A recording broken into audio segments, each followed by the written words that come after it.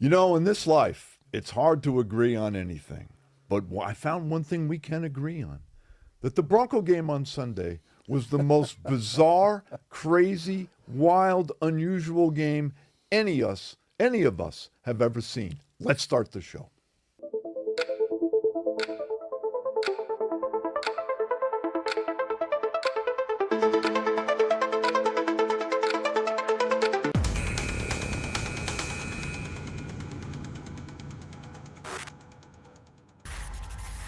Hi, everybody. Welcome to After the Horn. Ron Zappolo, Woody Paige. This is not Tom Green, but we had to come up with somebody, a stiff to replace him. Look at that face. The only way I can introduce this man is to say nobody in the history of the Denver Nuggets was yelled at more by their head coach. True. Than Bill Hanzlik, who not only played for the Nuggets for a decade, has stayed in Denver. He's one of us. He's the head of the Gold Crown Foundation. He's done a ton of great stuff in the communities. It's great to have you here, Bill. Thanks. It's good to see you guys, man. Yeah. I feel good because I feel energetic because I know the ages of you guys, and you beat me by a lot. You know what it is, Woody? It's just two guys in the media that he happens to know from a long time ago. That's right. But the other thing, he can be a lot more energetic on this show than he can doing those after Nugget shows. Because that group you're working with over there, they don't get into it like we do. And I got to, you're going to say all the nice things about him and everything he's accomplished. But I'll tell you, the most fantastic response I ever got from Kareem Abdul-Jabbar was, who was the toughest guy that ever defended you? And this is the guy. He Bill must have been joking. He had to be joking, right? Have you not ever heard that? Kareem told No. me, he said you were a pest. He said, he went through all of the nastiest words you possibly said. He said, I hated playing. He said, Okay. when I saw that they were putting you on him, because Doug would do that. Yeah. They would take you, because we didn't have much, we here in Denver didn't have much of a defense against Kareem Abdul-Jabbar. And so they would, Doug would put you on him just to, wasn't that the plan? Just meddle with him. Irritate. Yeah, I was an irritator. Well, and you never irritated Kareem, but you got into Ralph Sampson a few times. Well, he tried to rearrange my dental work one time, and fortunately, I had the quicks to get out of the way. All right, we're going to have a whole ton of stories with Hands. But before we get to that, let's get to the front page.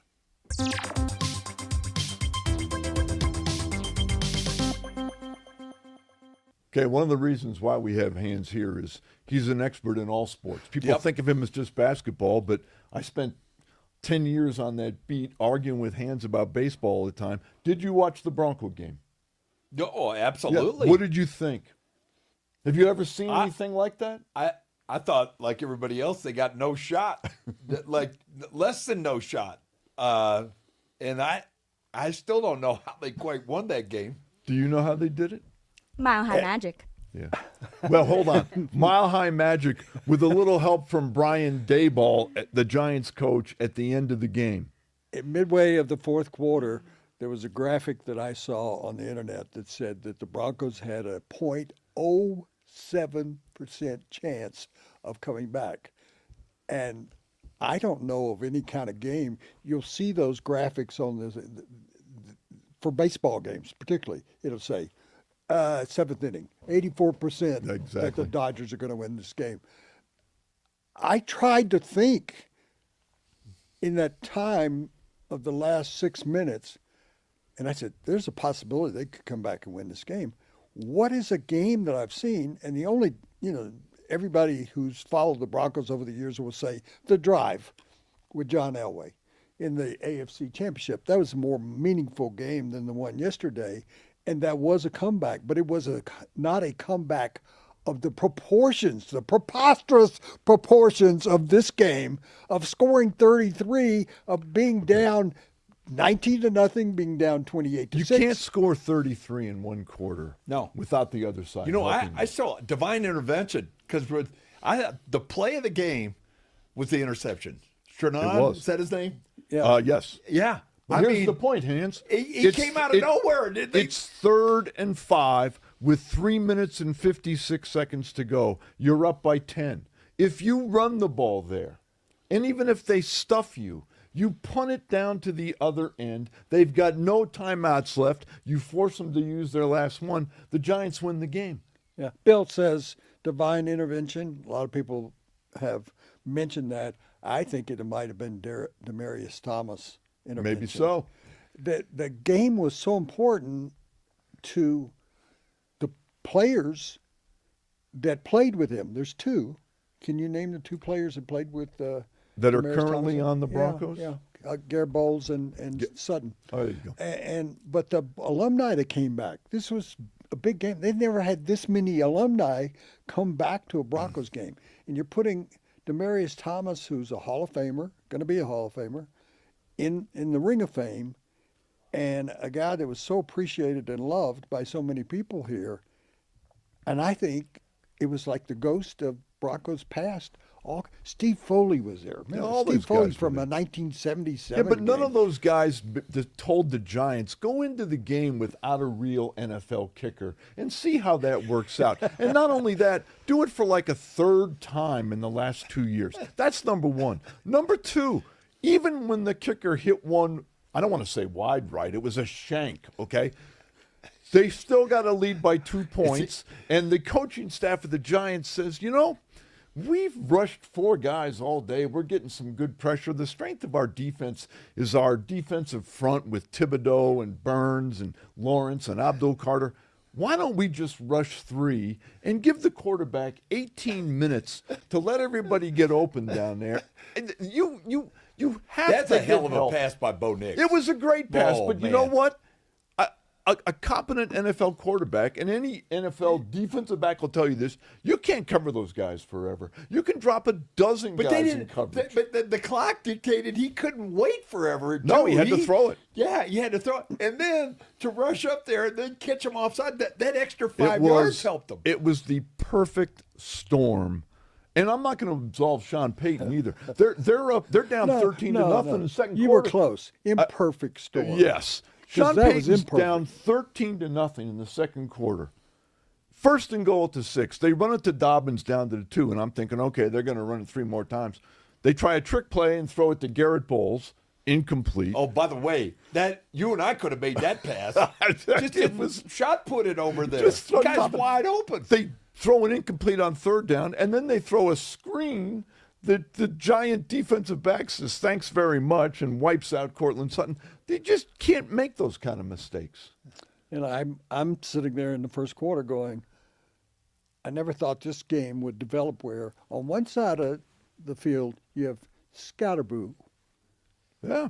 a kid that a lot of people wanted the Broncos to draft, and he's just running through the Broncos.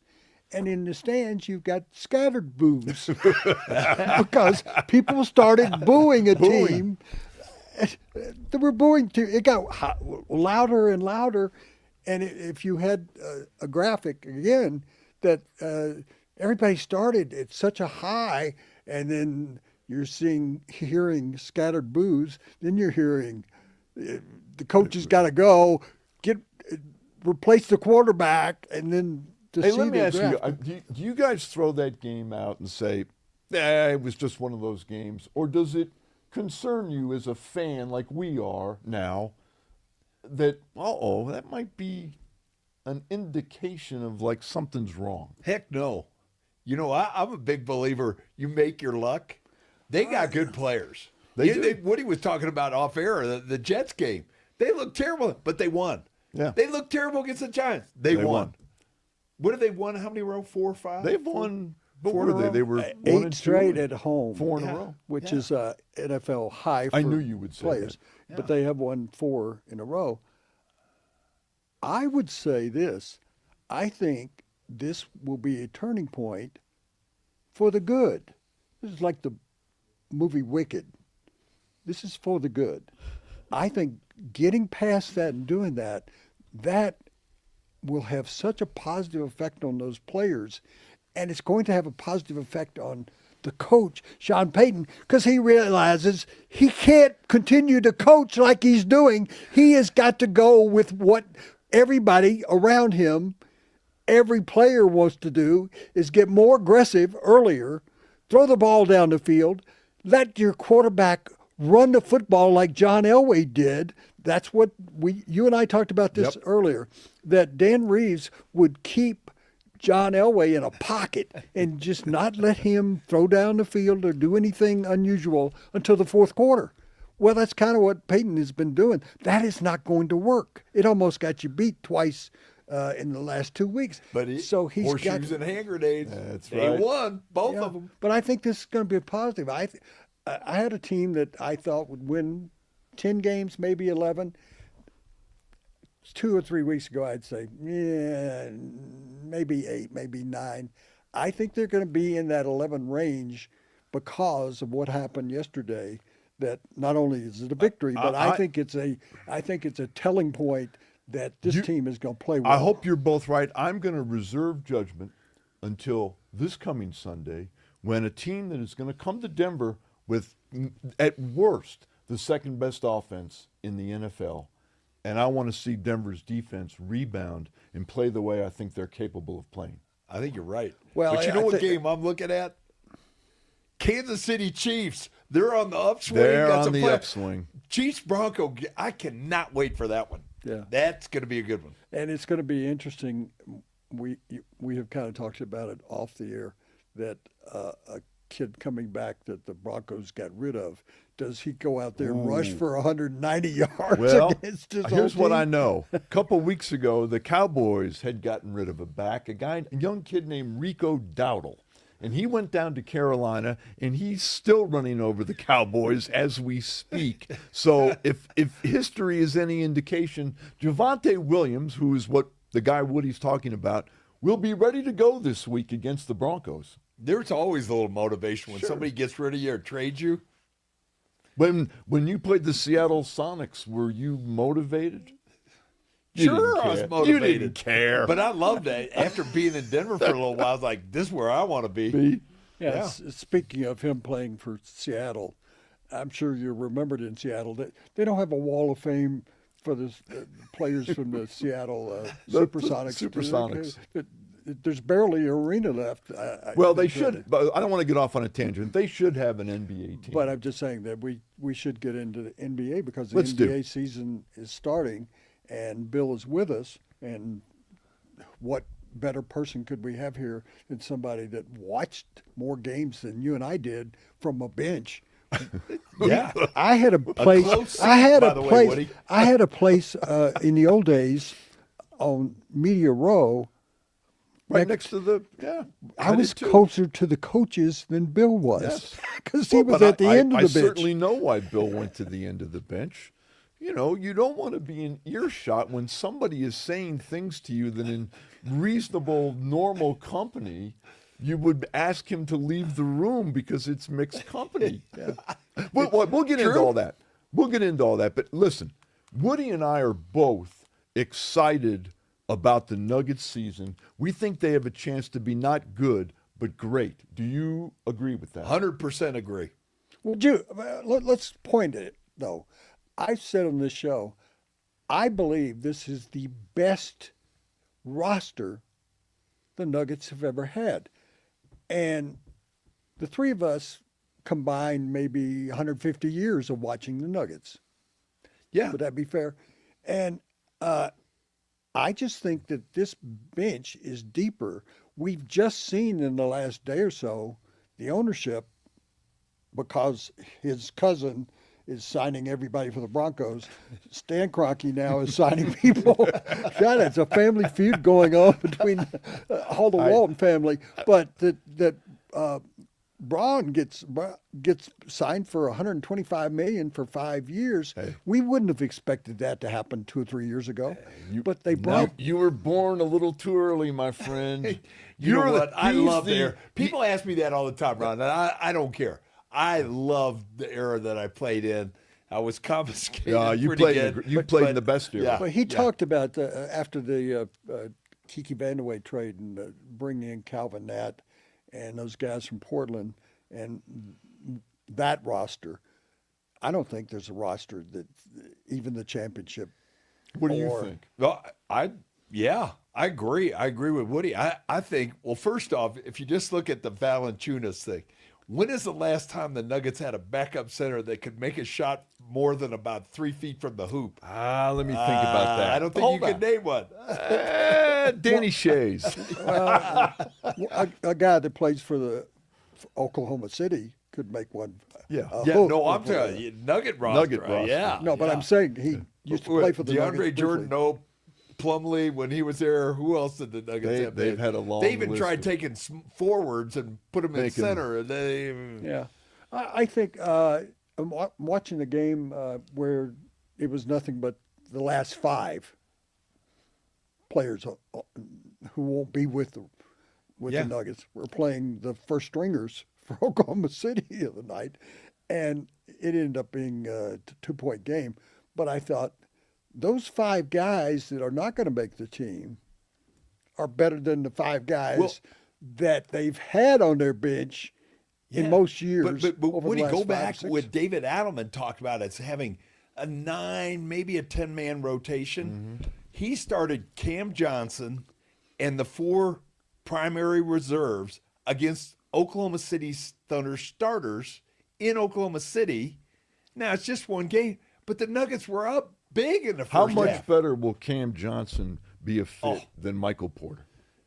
Well, as soon as you say Cam and Porter did this and he did all that kind of stuff, I just go, the Joker factor immediately makes Cam Johnson 10, 20% better. He's still adjusting, though. Yeah. I think he's going to get better as the season goes, as he gets more comfortable in this situation. 100%. Because it's totally different from him. They were depending on him more before he came here, and now he's just got to be a role But player. He's a better defender Yeah. than Michael. Can I just say this? I'm a retired guy who loves basketball, who has the NBA League Pass, and I watch a million games still. Cam Johnson, I've watched. He's better He's a better player. He's a better basketball player than Michael Porter. He's got your intellectual ability. Well, that that's guy could have off went to the- any off the Ivy charts. League score. Off the charts. But let's talk. Even though I'm saying that this is the Nuggets, Rockets, I go back to the Rockets. The Rockets' first couple of years had some great lineups with Bobby Jones and David Thompson and people like that. This is the best roster, overall roster. Yeah. This is the best Western Conference roster that I think we've ever seen. And when I'm talking about top to bottom, when you're talking about the Rockets, even though they've got an injury issue there right now, but the Warriors are back in the mix. The Rockets, the Wolves, the Clippers, the Warriors. You can go down the list. you There gotta- will be you gotta- no you night gotta- offs. you in the gotta- Western The Conference. you gotta Nuggets mention- had to get better. They Had had to. to get better, and they shocked me. If you'd have said this is, I'd go, you're nuts. There's no way they're going to have this roster. And But I'm they looking- did it. And I'm looking at all those teams, and I said to you, I think before we went on air, the Mavericks got rid of one of Mavericks. the best 3 or 4 players, and I see people picking the Mavericks to win in the conference because Cooper of, Flag. Yeah. Then Davis and Kyrie Irving. There's no nights off. And But you know what? I'm You thinking mentioned- if I'm the general manager of the Mavericks, I'm going out on the court for the first game and said, "See, I told you, we figure this out. We get this done. We could get rid of The last time we saw the Nuggets, they played Oklahoma City as tough as anybody. Yeah, With all the 7 improve- games. 7 games. With all the improvements, are they good enough now to get past Oklahoma City in the Yes. series? Yes. They are. Yeah, and here's why. Bring You it. always start with you're talking about bench and these guys getting better and all that, but it still boils down to me. You have the MVP. I know they gave it to Shane Gilgeous-Alexander. Joker averaged a triple-double last year. I mean, this guy, he's How good? the hey, best can you- player in Nugget can- history. Can you historically rank him? We know he's the best player in Nugget history. Is he moving into that era where he's going to be on the Mount Rushmore as one of the 5, 6, 7 greatest players of all time? Yeah. I maybe I'm too hyped with Joker, but you just go back. His passing ability makes all stars Hall of Fame, the guys that are the best make other players better on the court. But here's what's and going to happen. Whoa, does he do that? Reason why I keep talking about the roster, he's not going to average a triple-double because he's got a backup that he may play some with. Yep. And the backup is going to take away from each of those, because I'm watching these exhibition games and I'm seeing he came in, he watched every day, he watched the Joker, and he said, I can do some of this stuff. I can do more of this stuff. And if you watched him when they put him in the game, he is passing. He's throwing passes I haven't ever seen out of him. You make a great point, because instead of playing Jokic 38, 39 minutes a game, if you play him 33, 34 minutes a game, he's going to be much better in May and June. And let me tell you this is I don't know if they're going to do this or not, but this is what I do. I look at the schedule, look through there, and I go, okay, Joker's got the flu this game, this game, this game. You're just going to take what I love 4 about him? off. No, he strikes me as a guy, Hans, and you know better than me. He strikes me as somebody that wants to play every night. Oh, he did. Remember Joker? What was the he wanted to play every game in the season. A meaningless game in Portland a couple years ago. Wanted to play. And I'm playing. He just told Malone, I'm playing. Hey, you mentioned David Adelman. Tell me why I should have confidence in him. God, I think you should have confidence because the players have confidence in him. I mean, his coaching IQ is really good. He's made some adjustments with assistant coaches, which is fine. Everybody makes do their little things, but David is, wow. He works hard. He's got a lot of experience. He learned a lot from Michael Malone. Malone's the all-time winningest Denver coach. You have to go through changes at different times. So I think it's David Adelman time, and I think he'll do really well. All right. I think he's still got a learning curve, though, that he's got to adjust to. And even though I believe that he's signed better assistant coaches, I think his defensive coach is going to be really pivotal to helping him, that Adelman can't provide that same kind of defense. But Adelman's trying stuff in the exhibition season. He's putting full units in on the court, a backup unit, all 5 guys. He's playing even more zone defense than he did that we saw after he took over, and in the playoffs they were using. I like that zone defense. And I just think that he's got to grow faster. His learning curve has got to be faster than most of the players has got to be, because he was a deer in the headlights at the end of last season. You know, well, I disagree with you. Yeah, but you know what? People said, how does he have a chance to be considered for a head coach?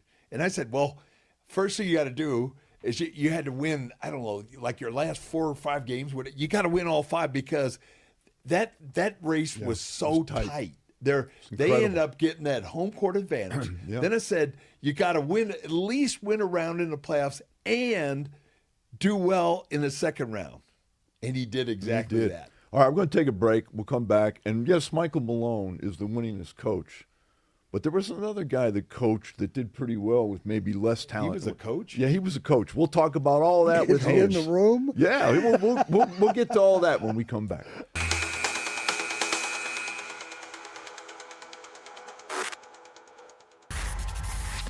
We are back with our guest, Bill Hanzlik.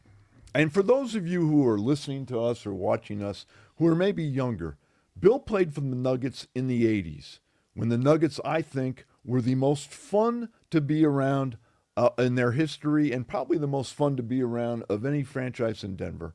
You played for Doug Moe.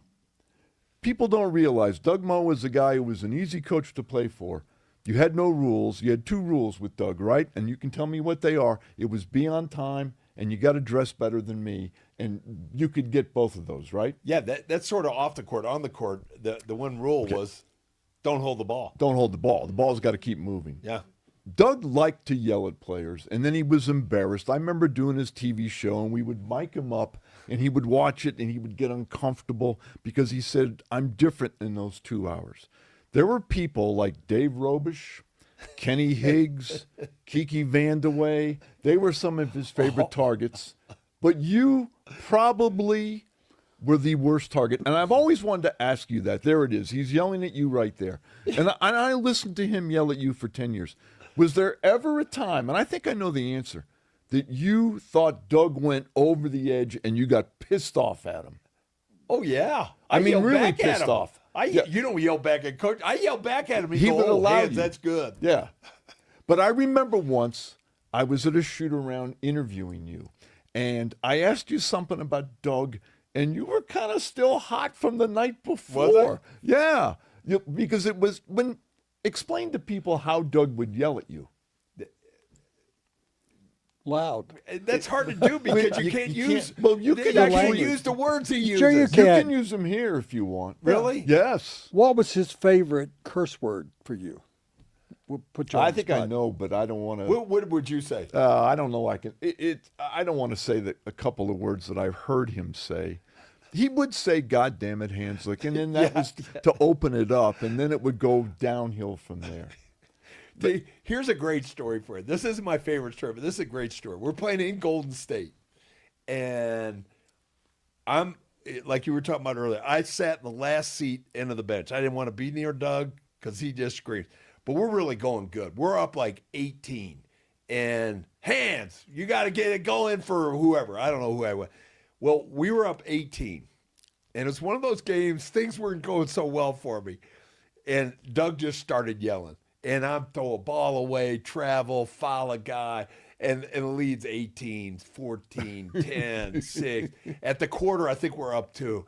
And Doug is just screaming at the top of his lungs. And he screams at our Chopper Travellini, our trainer. And what? That Hanzlik is a one-man disaster zone in there. And Chopper yells back at him, and he goes, "What are you yelling at me for? You put him in the game." That's just a little dose of Doug. And it's we were talking about it. It's Doug's birthday around Around this I time, think yeah. it's today the 21st. What is Doug? He's going to be 21st. 86. I think it's today. I think he's going to I'll be look it up. 86. Yeah. Oh, think. he's older. 87? 87 or 87. I think maybe 87 maybe? Yeah. Maybe 87. Yeah. 87, and his birthday was September. But you know the thing 21st. about- No, that's Okay, there you wrong. go. No, because I called him on that, and he said, "That's wrong. My birthday is next month." Oh, somebody's got to update his Wikipedia then. Yeah. I used to say to Or Doug, he though, forgot. He is 87 after all. Maybe he forgot. Yeah. You mentioned a West Coast game. I'm sitting closer than you are to Doug. when Yeah, he's because the the head coach. media table was Yeah, we right were there. right We're there. with I mean, Chopper. yeah, because he would put his elbow on my laptop because he'd lean this way away to get away from the players. And I said to Doug at halftime, I said, "You're losing by 42." And he said, "Really, that much?" I said, "What's this going to mean? You're playing Philadelphia tomorrow night. Got to make the trip over the East Coast." And he said, "You're interviewing me? The game's going on." I said, "I got a really early deadline tonight. Could you just tell me why you screwed up so bad?" Meanwhile, the game's going on while Game's you. going Yes. And I said, he was leaning right there, and he said, "We're going to win tomorrow night." He said, "We'll end up losing this game 45-50, whatever. It doesn't matter." He said, "We're going to play lights out. We're going to go in, and Philadelphia's a good team. We're going to beat them and stuff." I'm getting my after the game quotes in the middle of the second Doug. quarter from a guy who's already given up. Totally believe that's Doug. And Yeah. he felt like that it didn't matter. And I later worked for years with a guy named Herb Brown. And we had a fight over that. I said, "Doug has the right idea. There are nights you're not going to win. You just and Irv says, "You play down to the final point." And I said, "That's a coaching mentality." And Irv didn't like me much after that because he thought I was saying he was stupid. Doug had a reality about him that, Yeah. having played the game for a long time and been around it, that there's 7 or 8 games a year that you can't win. You just throw them over the edge. There's 7 or 8 games you can't lose. It's about the 60 games that you got to play hard that you'll be in. Yeah. That's a truism Doug's of the ability NBA. to get you to play at close to a max level on that, as you were saying, that many games, that was what made him special as a coach. Because a lot of teams are like, they're up and down, up and down. Doug, you kind of hear, yeah, you have one down, but you'd be right back up. He always used to tell me the most important games are the home games against teams you're supposed to beat. And he was big into that. But what I always wanted to ask you is, why did you enjoy, what made it so much fun to play for Doug? Cal, just he always had a belief that you could win. But the oddball things that he'd do. Here's another great story for you. Woody, you rang my bell on it. We're playing in L.A. We're in the Forum, and remember Jack Nicholson sitting right? yeah. He sits right next to the visitor bench, Yeah. right there, and we're getting blitzed pretty good by the Lakers, third quarter. And Doug, this is Doug. Doug said, "Jack, I'm telling you, we're gonna win this game." And Jack says, I'm like, he's talking with Jack Nicholson, like, cool. Well, we start coming back, and Jack, I told you, we're gonna win this game. Now it's the middle of the fourth quarter. We're still down like 15. We keep bringing it down. Timeout Lakers. They don't score. We got one chance to win. Michael Adams hits a running one-handed shot at the buzzer. Boom, goes in. Jack, told you we're going to win. Right to Jack. I told you we're going to win, and walks right off. That's Doug. Incredible period of time. Remember the one till we beat the Lakers? Second game, Western Conference Finals. 80, and the first game, they 85. blitz us. Yeah. Second game at halftime, Rick Barry's, well, what do you got to do? Rick, we're winning this game. Yep. Yeah, right. Yeah, Doug, what do you got to do? Rick, I'm telling you, we're going to win this game. Want it going away? Well, we won it. But he also, Want it going away? when there was another coach with the Lakers that went on to Miami, went to the Knicks and went to Miami. You know what I'm talking Riley. about. And the Nuggets are playing the Lakers in the playoffs, or early playoffs, and Doug says, "We have no chance of winning this series."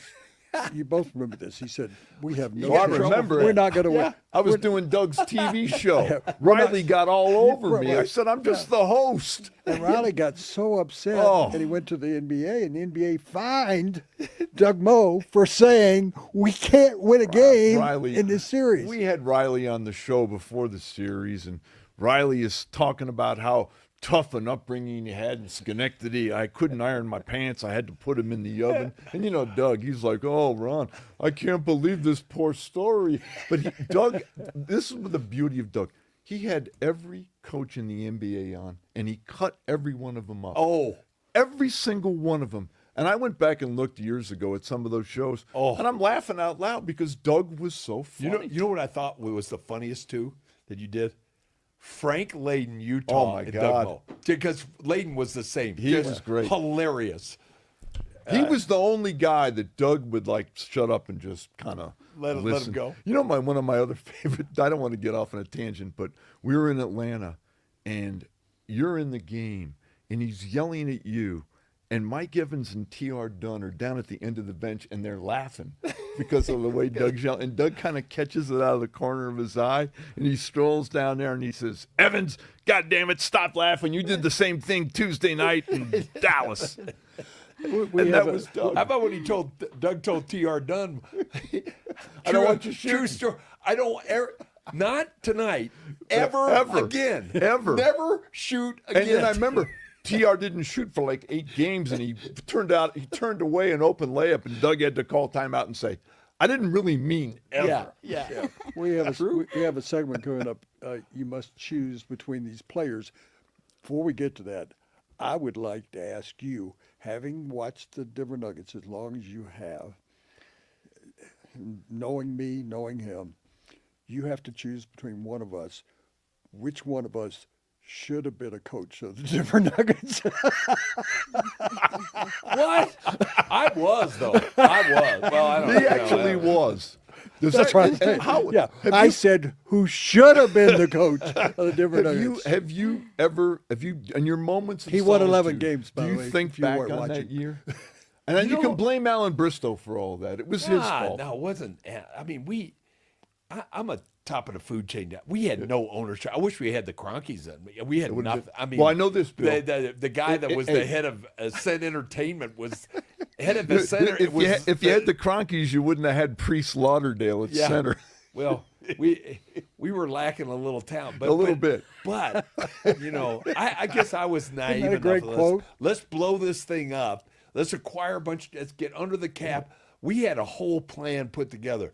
Unfortunately, we had a few more injuries. Had to start like 4 rookies, and they changed everything. But we had freed up a lot of cap space and had some extra draft picks, so the chances to go forward were good. But whatever. Okay, we're going to play. We got to wrap it up, but we want to play. It's your move. It's your move. Can we do it now? So or if do you we- had that cap space, then let's see who we can pick. Okay, let's between. play It's Your We're gonna Move pull here. 'em Can up. we put This is going to be We'll easy. let Hands Easy, do cheesy. this. Yeah. Throw up a few of them. Hands, there you go. Michael Adams or J.R. Smith. I know who you're going to pick. Michael Adams. Every day. Toughest cookie. I mean, this guy, his cousin was a fighter.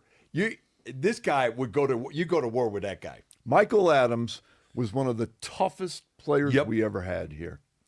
And because he was a little guy and he didn't take any from anybody. No. Fun to be on the court with. J.R. Smith was my neighbor across the street, and I would come out of the house on garbage day, and there'd be like 80 boxes, wine boxes, and I said, "How does he play?" I mean, I waited for the garbage men to come by just to see these bottles. Do you remember when Kenyon Martin almost went to prison if he would have killed JR, but he almost did. He had a brand new Kenyon had a brand new Lexus like bigger SUV, leather, everything.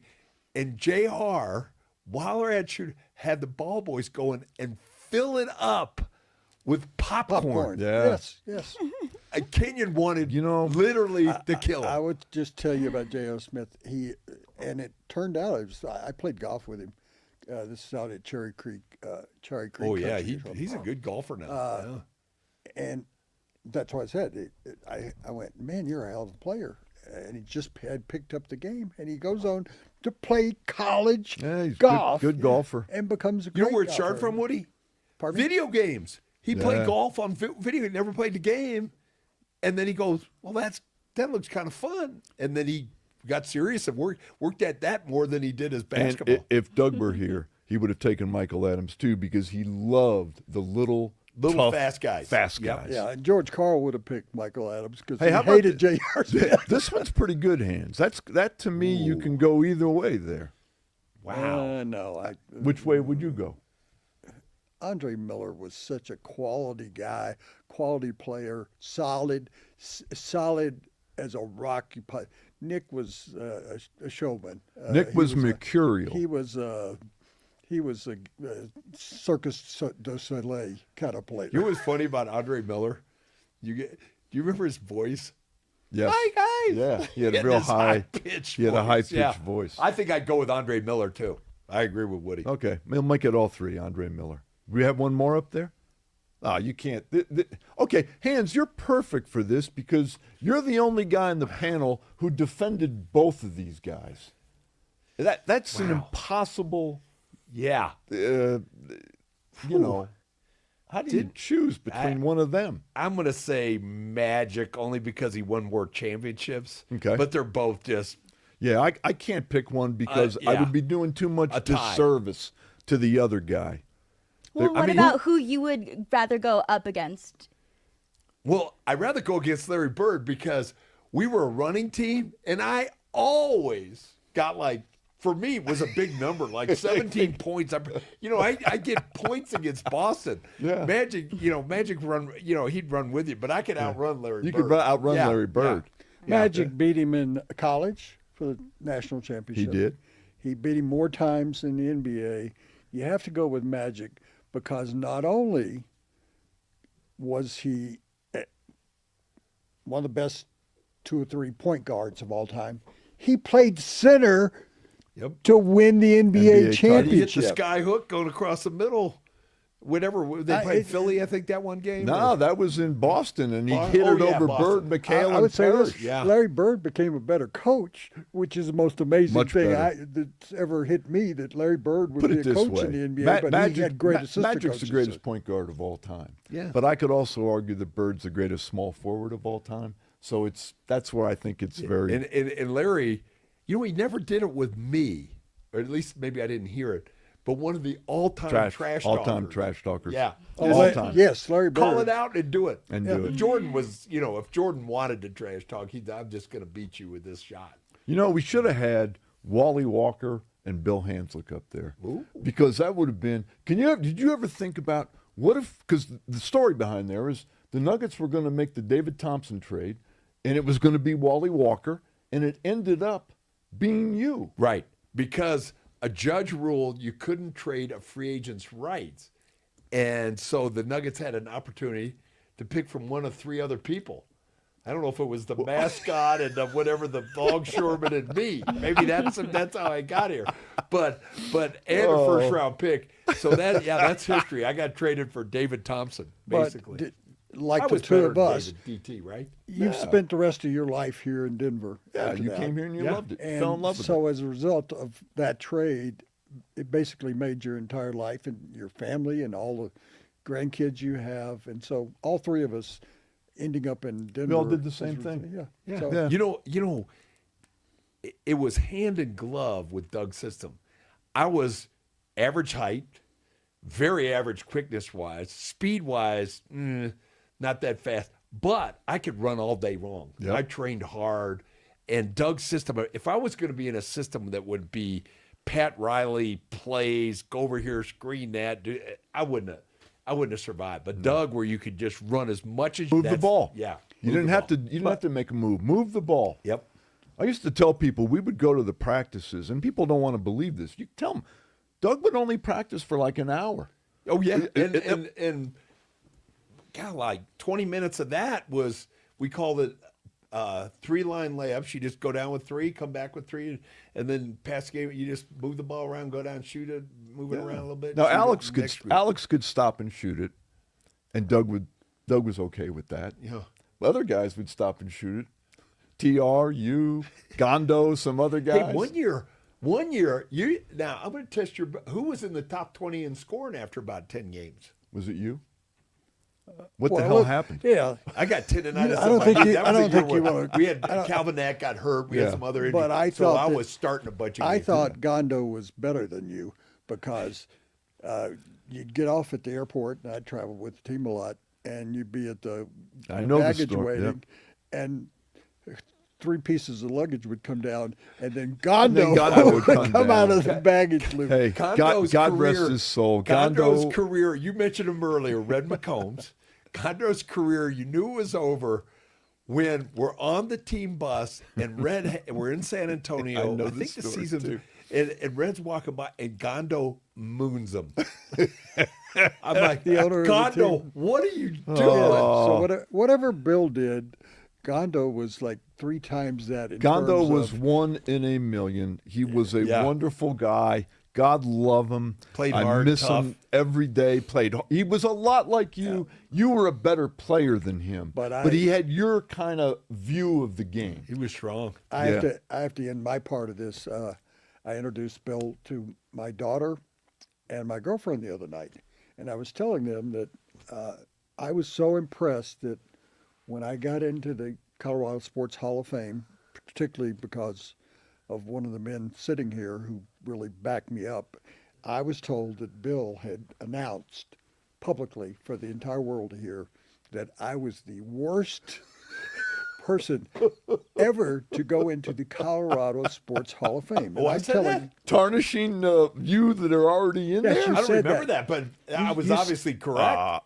you said that. And so I turned and I told my daughter and Oh. my girlfriend, I said that night that he's absolutely right. I'm the worst. The Colorado Sports Hall of Fame, and I'm in there. But I took the honor away from him. Away from him.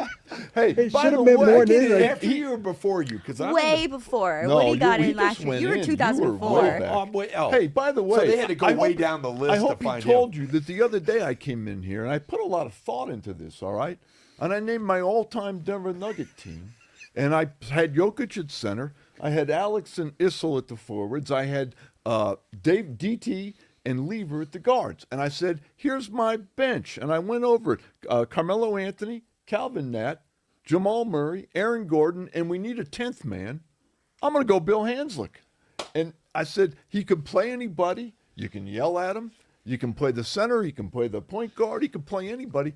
And I got a lot of shit for that. Yeah, for me. Spencer Spencer Haywood averaged I put Spencer Haywood, Mutombo, McDyess on the 30 honorable mention. But points you, and 20 rebounds. He was here one season. He had 30 and 20. And you wanted to put him in front of him? And Because you I- didn't even mention Dikembe Mutombo, the I greatest mentioned shot it, but here's blocker? why, Natasha, here's why I did it. Bill and I were in a coffee shop in L.A. once in 1984, and I told Doug Moe and Alan Bristow, because they were getting on me about my workouts, and I said, Bristow said, well, what kind of body do you want? And I said, I want to look like Hans. And they never let me forget that. Oh, ever. Crucified Ron. Crucified Ron.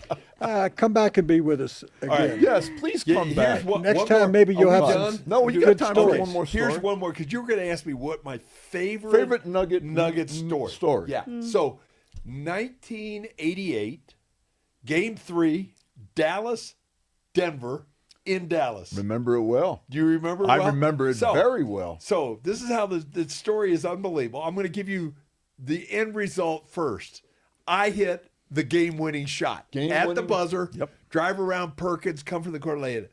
Okay, now we're going to back up. We're down like 15 midway through we make this comeback. We got one chance to win the game at the buzzer. Doug's got, okay, Michael Adams, you got the ball up top. You go here. Alex, Doug was no master of diagramming any play. You just kind of, you go over here, you go, and then just kind of react. He names off 4 of our 5 players.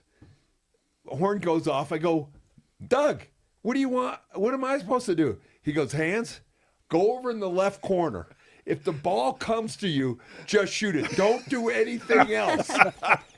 Sure enough, they make Michael Adams take away his right hand, make him go left. Tarpley is on me, comes to help. He kicks it to me in the corner. Like I'd always listen to Doug. I pump fake. Tarpley comes. I pump fake. I drive to the hoop. I finish a layup over Sam Perkins. Wow. We win. Doug meets me at half court. Hans, I told you not to. I told you to shoot. My only game-winning shot. I don't know how many games I played. Like 900 games. I had one game-winning shot. If my memory serves me correctly, that put us up 2-1. Yep. And then Calvin Nat, or was it We Alex? had some injuries. We yeah. had, was it Alex that broke his finger or Calvin? But one of our remember. big guys Yeah. got hurt, and we lost the next 3. They won the next We'd 3. like but there it. were a couple close ones. We'd like everybody to respond to this program, maybe subscribe to the show. And I'm going to ask a question to end the show. Do you think that the Broncos comeback on Sunday was better, or Hanzlik winning the game? No, wait, Woody, I got to reclassify. Which one of those? What was harder to do? The Broncos game or Hans in the game winning shot? I would. Oh, I would put up a I poll. think We it'd should be have people harder vote. for what you did than what the I'm going to go Broncos with did. Bill hitting the game winner. Hands, go over in the left corner. That was the play. Hands, Just go hands, over in get out left of the corner. way. Get out of the way. Get out of the way. You All right. interviewed me after that game. I too. did. I Yeah. interviewed you after many games, and that one I do remember very well. We have a third host of the show who's not ever coming back because we just got a new. We got a new co-host. Yeah. the third- Hey, it was great. Thanks, Hans. Great to see you too. But Natasha, you run the thing. I She made it does. happen. Yeah, I know. you make it Thank happen. you. Thank you for coming on. We got to go. See you next time.